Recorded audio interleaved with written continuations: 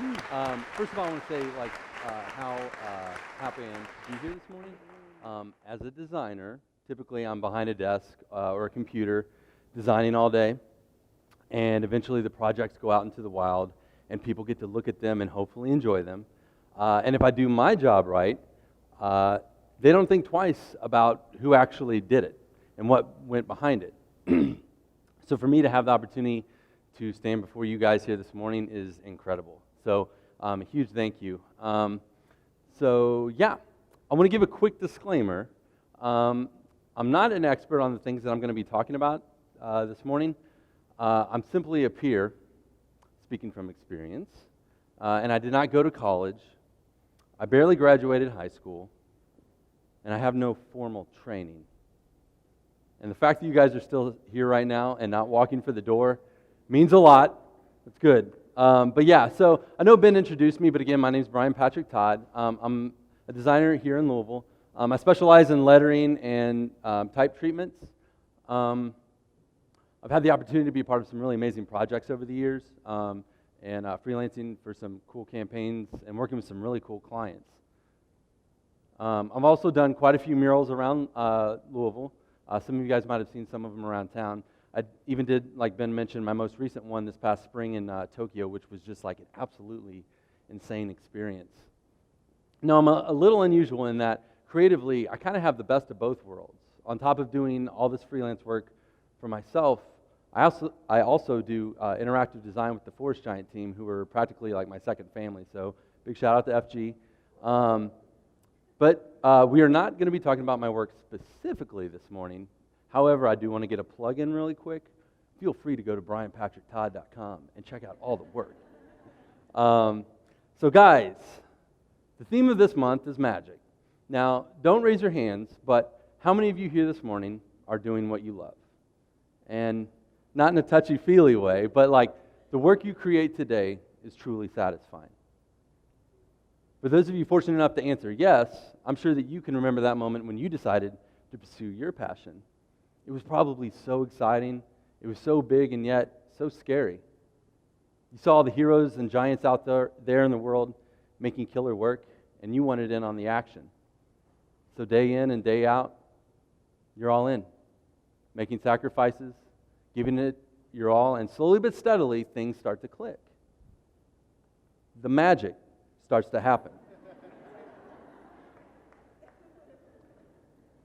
I love that GIF so much. So magic seems like a funny word to use, but I do think that there's just something that we can't explain that boils deep down inside some of us. This weird thing that it's like we just can't shake. I'm calling this morning's talk Chase the Magic. And I want to talk about holding on to that wonder and excitement as you pursue your passion. Now, really quick, I do think it's important that we define what I'm talking about when I use the word magic this morning. First off, it involves loving something. Or if love feels a little too cute, let's just say something you deeply care about. Secondly, hard work. And I'm talking like the self-determined, roll up your sleeves and give it your all kind of work. When the two of those come together, that is where the magic is. Because when you care about something so much that you're giving it your all to make it better. And not because you have to, but because it's the thing that you want most. Now, regardless of how silly magic might feel to be talking about, I don't think any creative person, no matter where they are in their career, can deny the mystery of good ideas. Sometimes they come to us when we least expect it, like when we're walking our dog, or we're lying in bed, or we're grabbing cereal in aisle 9 at the grocery. But other times, it's almost like ideas seem to taunt us with their absence when we need them most. When we're working late night, hitting creative block with a deadline looming. How many of us have had a boss at one time or another give us the job brief and then use the words jokingly, "Now go make some magic," and then walk away as our skin crawled? It's like, it sounds so bad. I think, and because for anyone who put in years of hard work and dedication, the word magic almost feels a little insulting when you're talking about real creative work. It does. But still, it also does seem kind of weird, like, where the hell does this stuff come from? We wake each day, we go to work with the hope and expectation that we'll create these wonderful things. And some of them are really big, some of them are really small. We create routines and schedules for our work. We even set up our workspace so that we're nice and comfortable. And yet, none of it guarantees creative success. But we keep coming back for more. We're excited to see what we'll make next.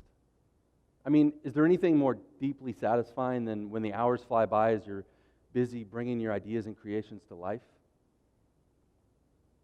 Bottom line, I think for those of us who are fortunate enough to have found something that we're passionate about, our work is our reward. And we wake each morning expecting magic.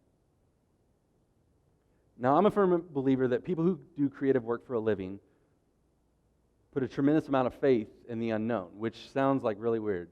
But that's right, the creative work life requires faith. Faith in our craft, faith in the process.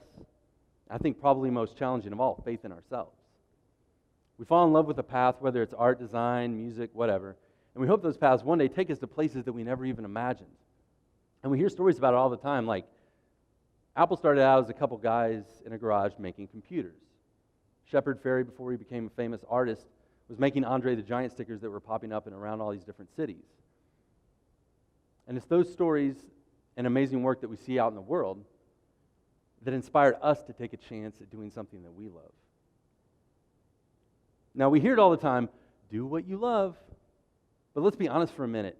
It's really hard trying to find something to love. Some of you may be sitting here this morning and you're like, Bryan, dude, you're talking about magic and doing what you love, but I'm just trying to get by right now, bro. And I hear you. Because we all want to be comfortable. We all have bills to pay. We all sometimes just need to make ends meet. We all want to provide for ourselves and for our families. And the thing is, we can do all that without actually loving what we do. But I think the thing is that for some, doing unfulfilling work can ultimately drive them to pursue something they actually care about. That moment when they look around at their circumstances and they say enough is enough. That's where it all starts. But don't get it twisted. It's a long journey from there, full of trial and error, taking chance after chance, falling down but continually getting back up again. Trying to find a place among the quote-unquote creatives and artists in the world.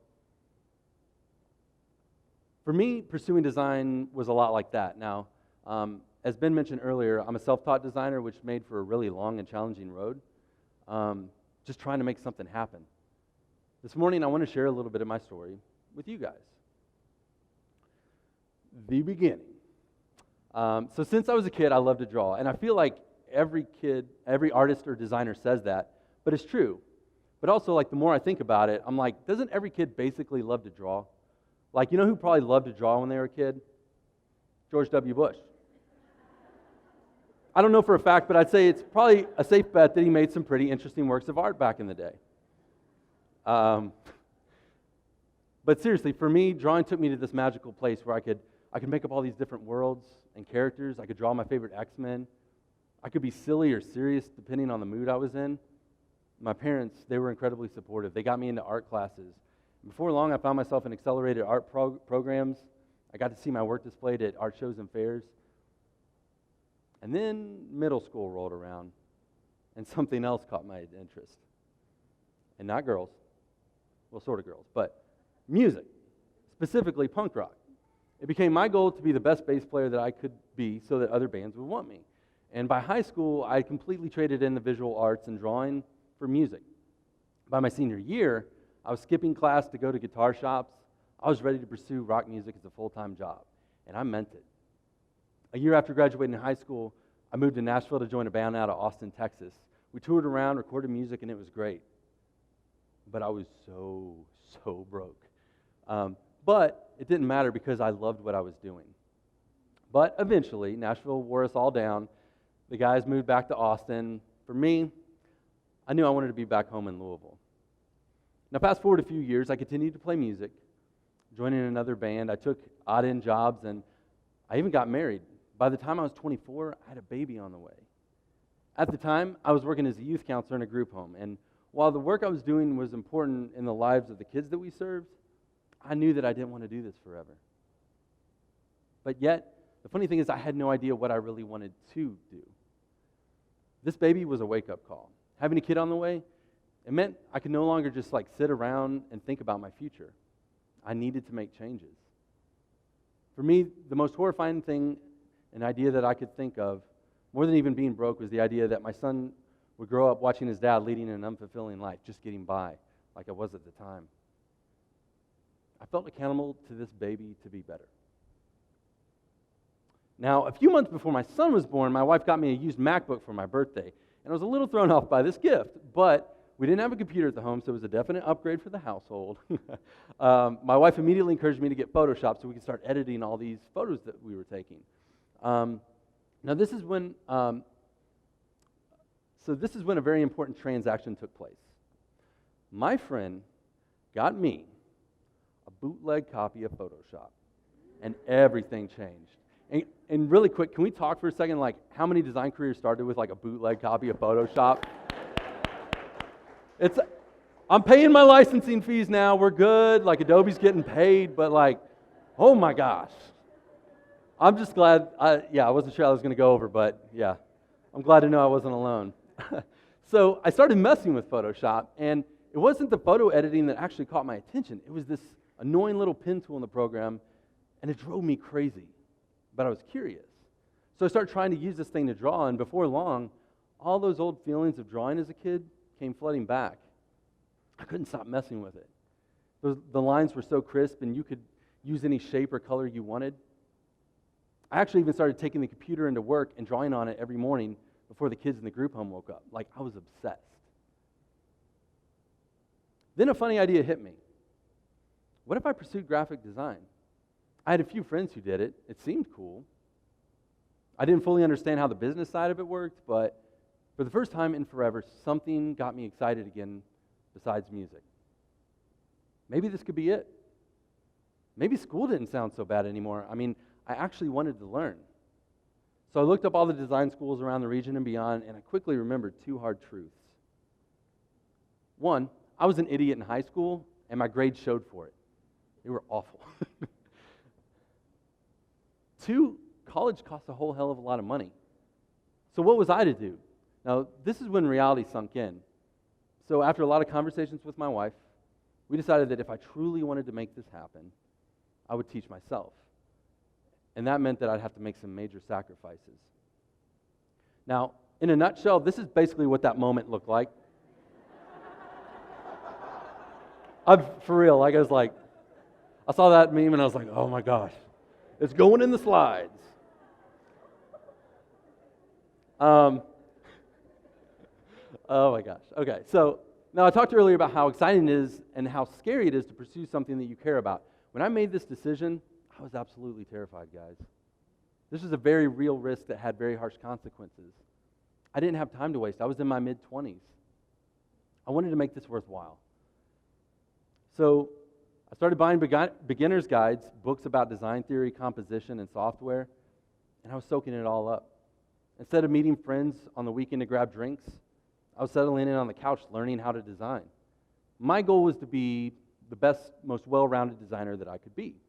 And after about 6 months, my friend was even able to get me a job as a designer at a small sign shop in town. Now, the pay was lower than what I had even been getting before, but it meant that I could actually call myself a designer. So I guess in like some small way, I was getting my foot through the door. This was so exciting for me, and it meant the world to me. But no sooner had I started to settle in, 9 months later, the shop had to downsize, let a few people go, and I was one of them. I was back at square one, and honestly, it felt like such a low blow.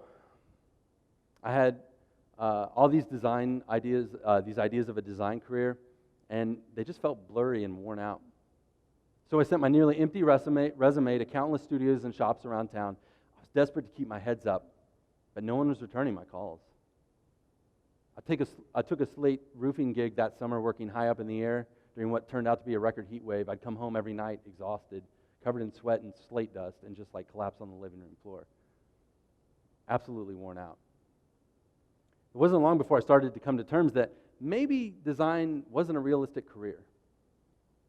This was not magical. Like we were talking about magic a minute ago, guys, like right here, right now where I was at, no magic. But near the end of the summer, I saw Another small sign shop was hiring for a designer, so I decided to give it one more try. Miraculously, I got the job. It paid just above minimum wage, but it felt like a second chance. And for 3 years, I worked there Monday through Friday under a boss that I didn't care for, which, believe me, guys, is like putting it so mildly. Honestly, I often looked out the window wondering if I even made the right decision. Now, 3 years is a long time, but I made one promise to myself when I started. When someone walked through the door for a sign, and no matter how lame it was, I was going to make it as cool as possible. So, let me give you an example. If you walked through the door and you wanted a yard sale sign, I was going to make the best damn looking yard sale sign you've ever seen. I can't say that I really accomplished that, but that's a whole other conversation. But the funny thing is that not long into it, I started to notice something. The more effort I put into these silly signs, day in and day out, the more tolerable my job was. The days went by a little bit quicker, and I was challenging myself. But even more, I was gaining experience in print, and I was learning a ton of different processes that I still use to this day, by the way. Even cooler, about a year in, I started taking on freelance jobs for friends who were starting businesses, needed favors.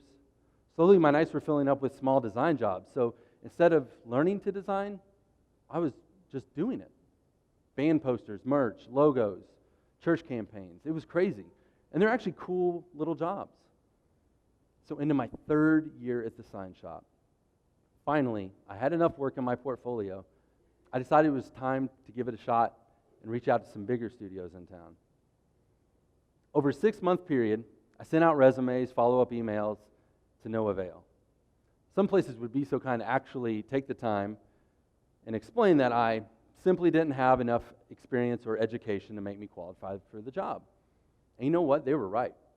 Seriously, on paper, I was a joke.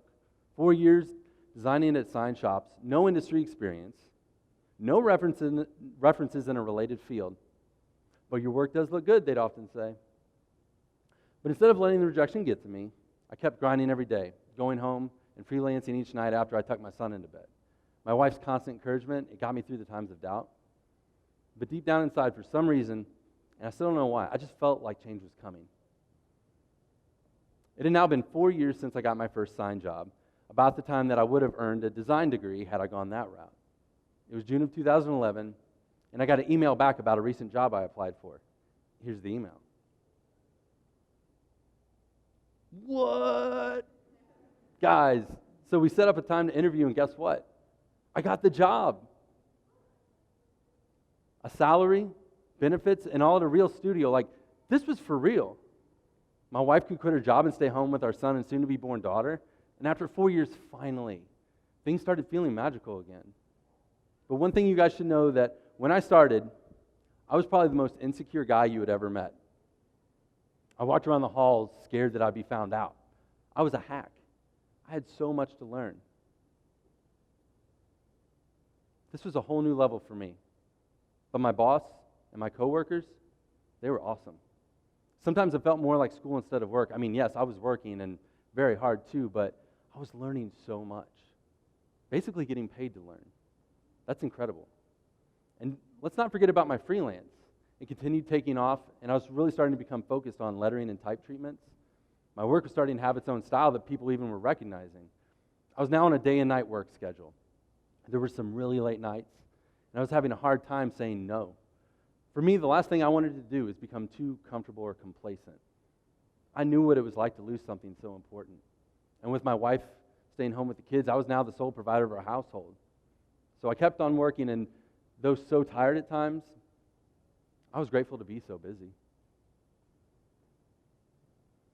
Now, it was during this time, a few months later, I saw a flyer on the wall at a coffee shop. The Highlands Neighborhood Commerce Guild had a call out for artists to submit ideas for a mural. And when I saw a picture of this building, I remember looking at it, and I was like, oh my God, somebody's going to paint something so ugly on that building. I'm for real. And I was like, oh. So the funny thing, though, is that later that day, I kept thinking about that building. And almost upon impulse that week, I designed my idea for a mural, pasted it on a foam core, and dropped it off day of deadline. A week later, I got a call. My mural design got picked. Now, I was so pumped, and they were even going to pay me to do it. But I realized something that I hadn't even considered, and this is, to this day, kind of insane to me that I don't know what I was thinking. I had no idea how to paint a mural, let alone a 30-foot tall one, okay? This is probably one of the most popular parts of town, so there's no question that this could very likely be an absolute disaster. But then I remembered my friend Brian from Monarch Beer Company and Beer Engine in Danville hired this sign painter named Kirby to paint a logo that I designed over the entrance of their building. I got his contact, called him up, and I somehow talked him into doing it with me. He thought I was a little crazy. A few weeks later, we did it, and after 2 days of painting, it was done. So I got some photos, shout out Scotty Perry and Chris Higdon, and posted them up on my website, and I carried on as usual. Now, really quick, guys, let's recap what just happened. I came across something that quickly became an obsession for me. Quietly over the course of a few days, the idea of this mural plagued my mind until I just had to take a chance. It was my responsibility to get this idea out, to bring it to life. Also, this was nothing like anything I've been working on for the last 4 years. But the last 4 years made me prepared for that moment. Now, no sooner than a week later, unknown to me, a popular design blog somehow picked up on the mural from my website and they shared the work. And then another blog, and then another. All of a sudden, I was getting insane amounts of traffic on my site. Freelance inquiries were coming in from all over. And I realized that my work, under my own name, was finally connecting with people. Everything felt like it was changing so fast, but I made sure that my work ethic didn't change at all.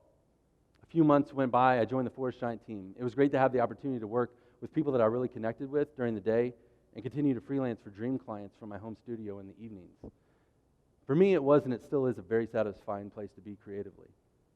Now, over the last 4 years, I've been a part of some really amazing projects. I've traveled the world seeing my designs come to life. And while the projects continue to get bigger and bigger still, I can't say that my approach to work has changed much. I wake daily and I make the most of the time that's given me. Experience continues to make me wiser. Having learned about contracts, licensing, and negotiating with big-name clients, I could talk another hour about that stuff. But at the end of the day, all I want is to be back in the driver's seat designing. For me, that's where the magic is. So what's the takeaway? It's going to get worse before it gets better. Earlier, I talked about how hard it is in the beginning. When you want something so bad, everything that you create feels so big and so important. For anyone here this morning, whether you're just starting out or maybe you're several years in, still trying to make it work, I want to encourage you, be patient. Committing to the same small things every day can, over time, change everything. I promise you. Magic comes and goes. Look, not every day feels magical. In fact, I think it's the quiet, in-between days that far outnumber the exciting days. But you have to keep going because you're chasing that magic. Family matters. Not this family matters. TGIF. A few of you guys might remember that. But okay. Instant regret. Okay. I talked a lot about work this morning, but guys, family is everything. Whether relatives, partners, or your closest friends, they'll be the ones to talk you off a ledge when it feels like the world's falling apart. They'll also be the ones to knock you off your high horse when your ego gets out of control. The ones you love should be a constant reminder of what matters most. Put in work. Now look, whether it's school, an internship, or a job, be the one that's working just a little bit harder than the others. And I'm not just talking about the hours between 9 to 5. A Tuesday evening could be a great opportunity to go home and play video games all night after work, but it can also be a great opportunity to get better at the one thing that you want most. And here's the secret. Almost everyone's going home and watching Netflix or playing video games anyways. Just don't get managing your time well confused with being a workaholic. Go big and go home. And I credit my friend Aaron Marshall for this phrase. It's now easier than ever to do what you love from anywhere. Yes, New York and San Francisco will always be alluring, and there's amazing opportunities to be found there. But if you love your city, and you want to do big things from the place that you call home, do it.